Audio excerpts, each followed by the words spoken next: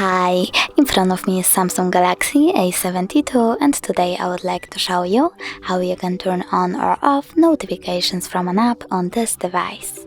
First of all, go into Settings and tap on Notifications. Then scroll all the way down, click on More and select an app. I will go with YouTube, so now when I click on the switcher next to it, all notifications from YouTube will be turned off. If you wish to turn them back on, just click on the same switcher. You can also click on an app and manage notifications from here. Thanks so much for watching. If you enjoyed this video, smash that like button, comment, and don't forget to subscribe. Bye!